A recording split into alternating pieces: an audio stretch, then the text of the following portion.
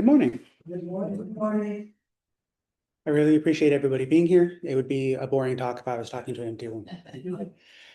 A few weeks ago, someone asked a question about using Zen practice to overcome our fear of death. And that really stuck with me because one of the key questions that brought me to Zen practice was the fear of death. And so I thought I would spend some time talking about that today. I want to talk a little bit about how Zen Buddhism talks about the self and what birth and death are or aren't and how they relate. I think we have to start with that question of self because often the fear of death is essentially what happens to this self or what happens to those selves that I love. And investigating what is born or dies is an important part of the investigation of life and death. I'm going to use teachings that I found helpful that go right to the heart of these questions. I'm going to rely on the Heart Sutra, a very famous death poem from Uchiyama Roshi, who many of you probably heard before, some of Dogen Shoji, and I even found a transcript of one of Sojin Roshi's talks on Zenki, so I stuck a little bit of that too. And then I'm going to talk about one time that these teachings kind of came alive for me in a very real way. So before we get into all of that, I think it's important to talk about what Zen Buddhism is and how we relate to the teachings, because I think that's really important. And this part's my opinion, but I don't think of Zen Buddhism as a belief system that is going to give you something to believe in to feel better. That means that it's not going to offer you some teaching or concept for comfort. It's going to offer you teachings to work with, right? Zen absolutely gives us teachings on what the self is and therefore what death and dying are, but these are things we have to work with ourselves. This is a process. So all I can really do is offer up the teachings as best I understand them and talk about my relationship with them and how they've been affected by them, right? So I'm not going to make you any promises that you're going to feel a certain way. I'm going to offer you the teachings and how I understand them in this time and place. The Heart Sutra opens with the personification of compassion, Avalokiteshvara, talking about this, the great matter of life and death. And before we even get into what the teachings are, I think this is a really important clue on how we should approach this question. And that's with compassion. This is the personification of compassion. I think sometimes the word overcome implies like conquest, and sometimes there's an almost like moral quality to people being concerned about death. Like you haven't practiced enough or you haven't had a deep enough insight. You're not good enough if you're worried about death. And we're being told right off the bat, maybe there's another way we should be approaching this question and our difficulties with this question. Avalokiteshvara's presence at the opening of the sutra pushes back on that kind of moral judgment of if you're struggling with death, right? Our practice includes everything, and that means that there is space for our fear too.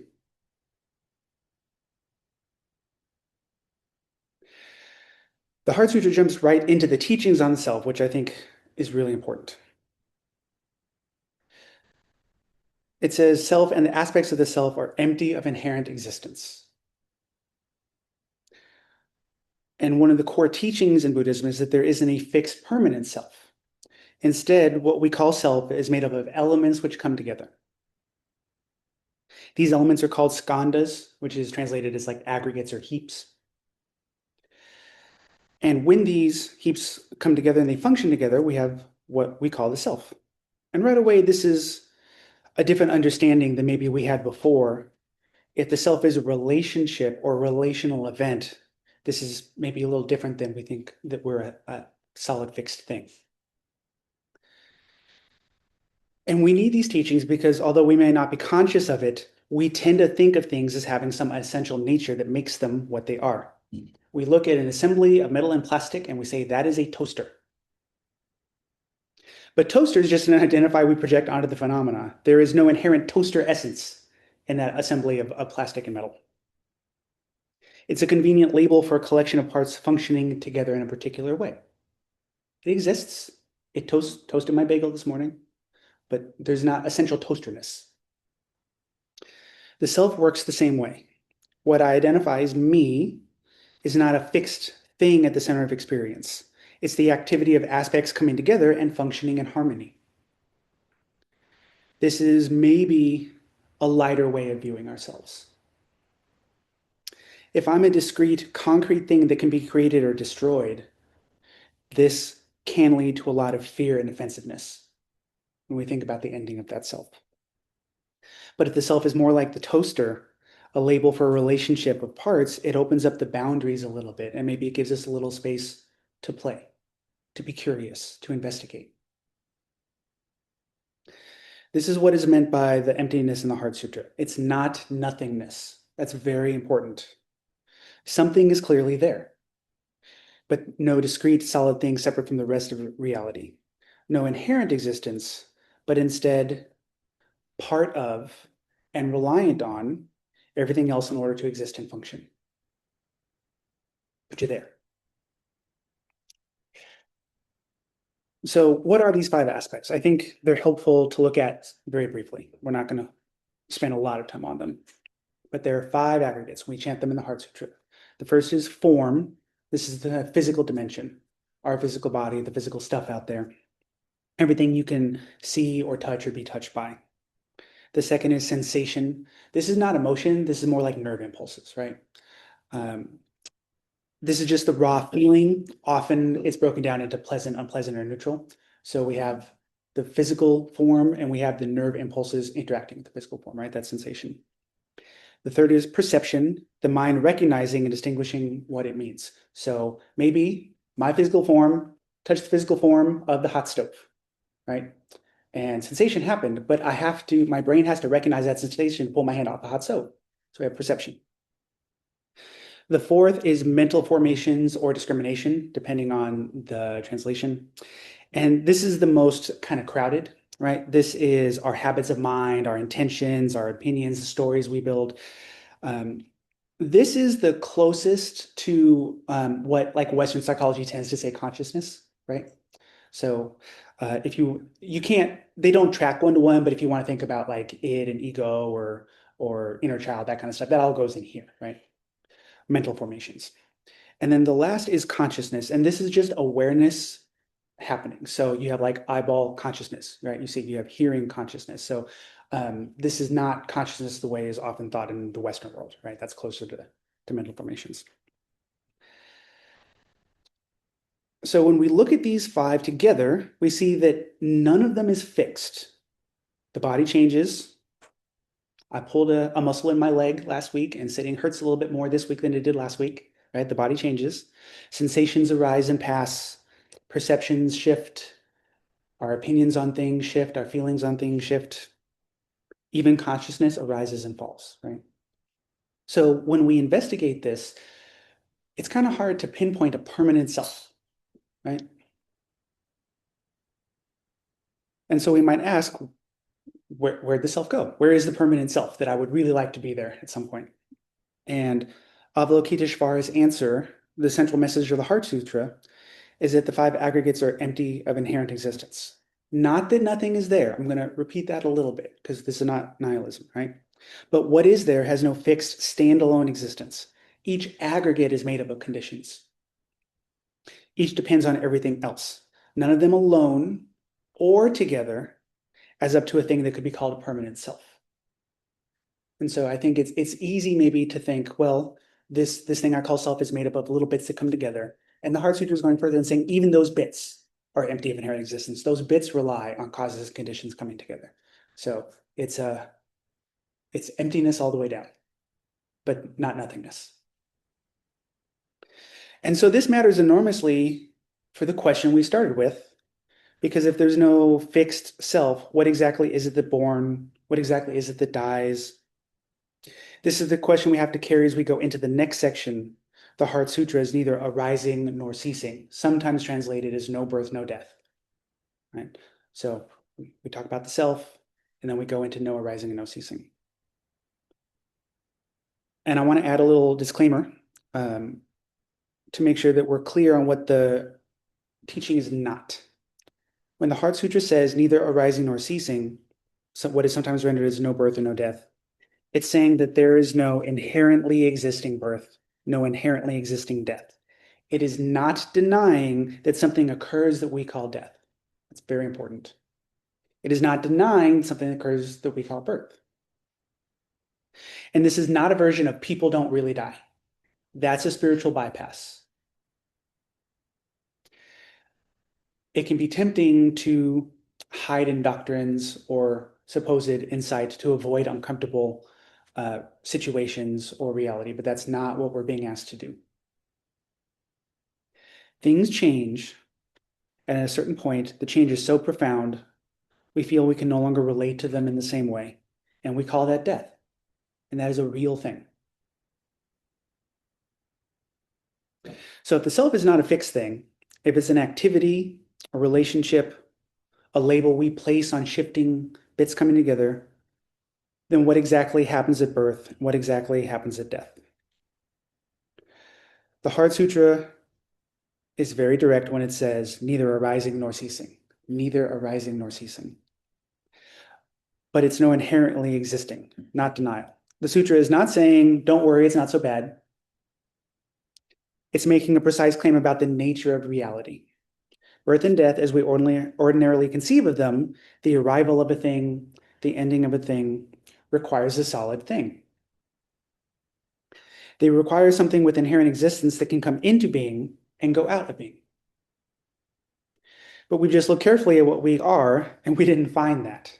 Right? We investigated the skandhas and the self, and we didn't find a solid fixed thing. We found form, sensation, perception, formation, consciousness, all of it conditional, relational, arising together.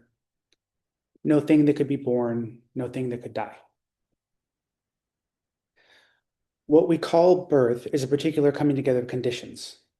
What we call death is a particular coming apart. The conditions, they don't appear out of nowhere, and they don't disappear into nowhere. Water does not stop existing when it stops being a wave, right? Water's in the ocean, the wave comes, the wave crashes, nothing was destroyed, the water didn't stop. This is not the same thing as saying nothing matters. The wave is real. Its arising is real. We can see it. It has a size. It has a shape. It has a quality of light refracting in it. It's beautiful. Our response to that is real. If we're moved, if we're scared of the ocean, our response is real. What happens to the wave matters. But the wave crashes to the shore is not the same thing as saying the wave was destroyed. It's not the same thing as saying something is annihilated. One is a description of form, and the other is kind of a claim with nothing to stand on. This is why a little bit later, the Heart Sutra says, no old age and death, no extinction of old age and death. Right? That's an interesting one. No old age and death, no extinction of old age and death. We're being asked to go beyond the habitual categories of thinking. We stop thinking there must be a thing called death or not a thing called death, because neither one of those is a complete response to reality.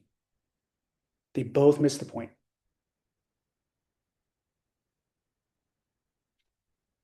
Water, I think, is the most natural illustration we have for this. It's the easiest thing in the world to watch change shape without changing its nature. You pour it into a cup, it's a cup of water.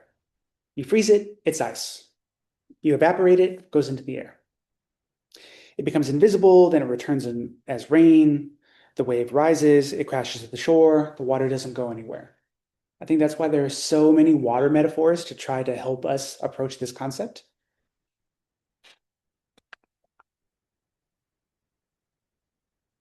The death poem from Uchiyama Roshi I want to share also uses water. Uchiyama Roshi was a 20th century Japanese Soto Zen monk. He was a Dharma heir of Kodo Sawaki, and he was an abbot for a temple for a while, and he didn't have great health, so he retired fairly early and spent his last few years in a hermitage writing poetry. And so he has several poems that are quite famous, but I want to read this one to you.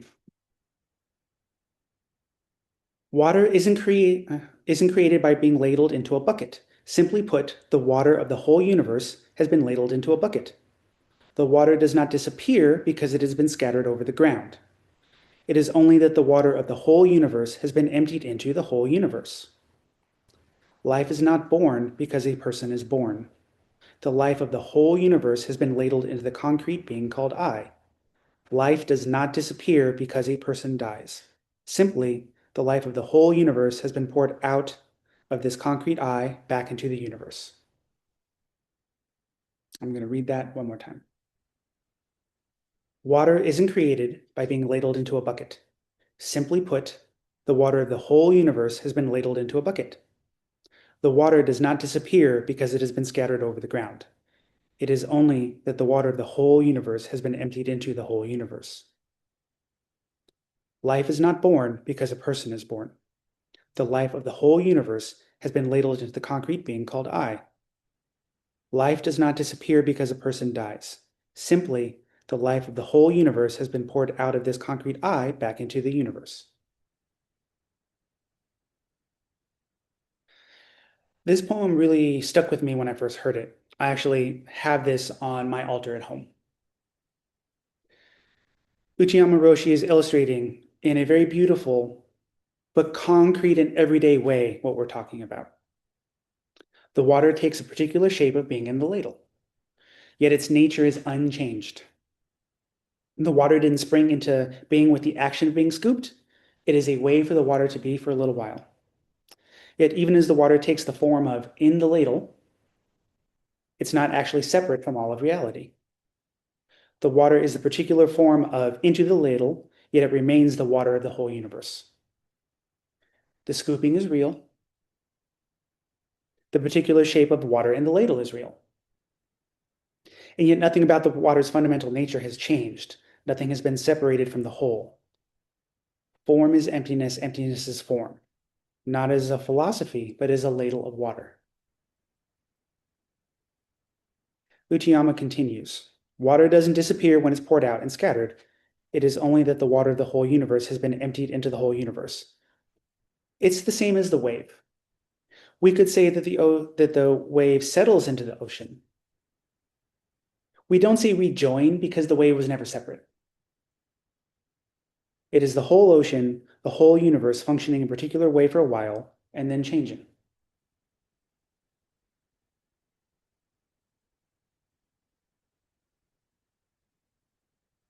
And yet,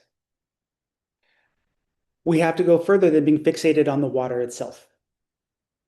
Whether it's in the wave, in the ladle, or the water cycle we all saw in the 6th grade science book. Because we might get confused and think that there's an eternal substance called water, that we are. It's important to understand that we are the flow itself, not the water. We are the rising and falling, the scooping and scattering. Yet even this activity of flow is empty of inherent existence. It relies on the activity of the ocean, of the scoop, of the scattering to be. You can't have the activity of flow without all these things happening. At every level of analysis, self is a relational event. This is why Uchiyama tells us that life is not created when we are born, nor does it disappear when we die. The rising and falling, the scooping and scattering is life itself. You hear at Ocean Gate pretty regularly that Zen is a relational practice. It's unceasingly relational. And I think we can think that that means like I'm relating to other people, I come to the Zendo, right? I have to deal with people. And that's true. But when you dive down at every level of reality of what we call self, it's relational. Imagine my despondence as a dyed-in-the-wool introvert, that reality is relational all the way down. There's no getting away from it. So Uchiyama gives us one life, one ladle, one I, one pouring back into the whole. Dogen zooms out He's not talking about this life or that death. He's talking about life itself when he gives us some commentary on this. So Dogen, just in case you're unaware, is a 13th century founder of our school, right? So he approaches, there's a few different things, but I'm going to talk about shoji, which is usually translated as birth and death. He writes, just understand that birth and death is itself nirvana. There's nothing such as birth and death to be avoided. There is nothing such as nirvana to be sought. This might sound like bypassing, but it is not. Dogen isn't saying that death is secretly fine. He's saying that the moment we set nirvana over here and birth and death over there, the moment we make them opposites with one to be escaped and one to be sought, we've kind of already missed it. The separation itself is the delusion. Liberation isn't somewhere else. It's only available right here within the full reality of birth and death. Not beyond it, not after it, not on the other side of it. And a point that Sojin Roshi made in his talk is that this is happening every moment. You've heard this before, but Sojin Roshi said every breath, right? Every moment, birth and death, nirvana, no different. Dogen goes further. He says, it is a mistake to suppose that birth turns into death. Birth is a phase that is an entire period of itself with its own past and future, and the same is true of death. And that, for me, has always been a hard passage. That's a tough passage. When Dogen says death is understood as no death, he doesn't mean death doesn't happen. He means death is not what we think it is. I think it's very common for us to think of death as a subtraction. It's a running out. It's a removal. It's an ending imposed on something else that would otherwise continue, right? It's set in opposition. But death is a complete moment. In this moment, what occurs is this event that we call death. It's not a subtraction. It's not an opposition to some other thing. It is the thing. Death is in a complete moment entire with its own past and future, its own integrity. In the same way that winter is not the end of autumn, it's its own thing. Complete. Death is not the end of life. It's its own phase, whole in itself. This is very different than this took something from me or something left or something ended. This is the functioning of the universe right now. And so we understand that to be no death because it's not taking away. And this isn't only true of the moment of biological death. Dogen is describing the nature of every moment. Each breath is a complete cycle of birth and death, arising and passing. The teaching isn't about what happens when we die. It's about the nature of experience itself right now. Right now. This also means that death is not something that arrives from outside and takes something away. The life of a person is not a quantity that gets used up.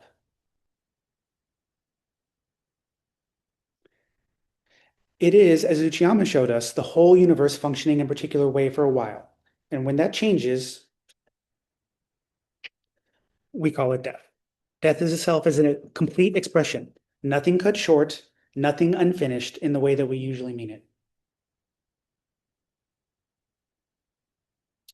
And then Dogen goes on to say, in birth, there is nothing but birth, and in death, there is nothing but death. Accordingly, when birth comes, when this moment comes, face and actualize birth. And when death comes, face and actualize death. Every moment.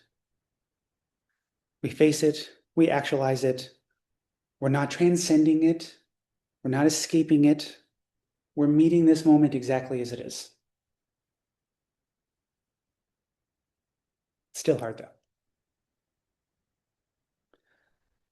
So, like I said, I don't think Zen is in the business of giving us a teaching to think about really hard or believe in, and that just makes us feel better necessarily. At some point, these teachings stop being ideas and arrive as experience. Not as insight we prepared for, but as a moment uninvited that puts us right in the middle of the question. This, of course, happens anytime, all the time. but sometimes it takes something to shake us up and really make us look at it.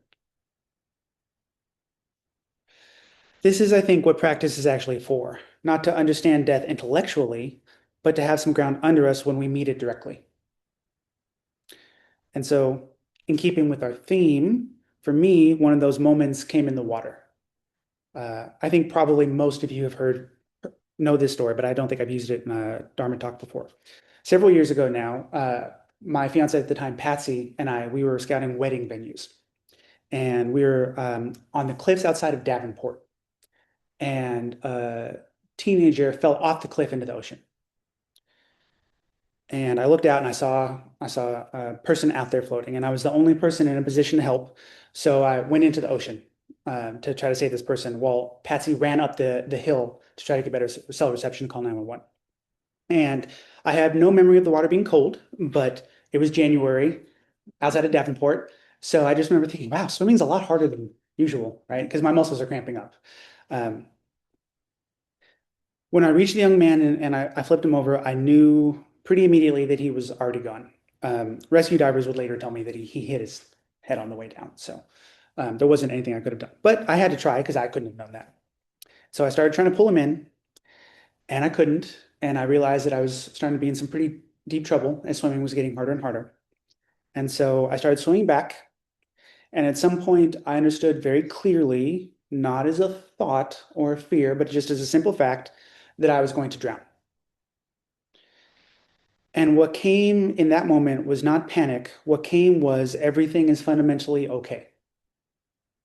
Not this is fine, and not detachment. This is something a little more kind of quiet and a little bit more kind of total. The universe would keep doing what it does. Nothing was going to be lost or destroyed. The water of the whole universe poured back into the whole universe. Everything was fundamentally okay. And simultaneously, not after, not instead of, but at the exact same time, I thought, I'm not drowning in front of Patsy. That's too messed up, right? I'm not going to do that to her because her pain would be real. The particular expression of this self, this specific shape the universe had taken, mattered, and the ending of it mattered to someone who loved it. And so did that young man. His family actually ended up tracking me down and asked me to go to the funeral, which I did. And so I got to hear about him. But even without that, his life mattered, right? There was no separation between these two things. The universal and the particular arrived together as one experience in about as unphilosophical a setting as you can imagine, right? Empty of inherent existence, the wave, particularity, all together, one thing. You sometimes hear people say, universal particularity, super speed, right? That's our perception, but it never actually flips. They're never separate, right? There was no separation between these two things. The universal and the particular arrived together as one experience. The second thought gave me enough kind of energy to flip onto my back and kind of like swim until I crashed into some rocks, breathed a few times, and then managed to swim back to the shore. And then I lay on the beach like a beached whale for about 20 minutes because my muscles were cramping. And I listened to the EMS arrived and the helicopter came to airlift him out. And so the activity of the whole universe was still doing its thing for this particularity that mattered. It's important. I didn't make any intellectual connection in the moment. I definitely wasn't thinking about the Heart Sutra or Uchiyama Rochi or Dogen. But looking back, I think that what arose with no time to intellectualize it was exactly what these teachings are pointing at. Not a philosophy, an experience. The emptiness and the particularity simultaneously with nothing left over or left out. I don't know what to call it except practice finding its way into a moment I was definitely not prepared for. And for me, having these face-to-face encounters with the teachings have a bigger impact than any books that I read or how hard I thought about them. And so this is one story from one person in one moment. I can't tell you how I would respond the next time, or how any of us would respond when death arrives in our life, as it will in whatever forms it takes. The teachings don't promise a particular outcome, they give us something to work with. So, does Zen practice help us overcome the fear of death? I don't know. I'm not sure that overcome is even the right word. It implies getting to the other side of something, leaving it behind. The fear may not go away. For most of us, it probably doesn't, not entirely. What shifts, I think, is our relationship to any fear that might be there. Practice doesn't hand us a tool to conquer it, the fear. It gives us a way to include it, to let the fear be there without it closing everything down, without having to resolve it before we can function or love someone or show up for what's in front of us. I don't think the question itself goes away either. It keeps arising in new forms, in new moments for all of us. What practice offers is a way of meeting it directly, with a little more ground under us, a little more willingness to look at it, not past birth and death, but at it.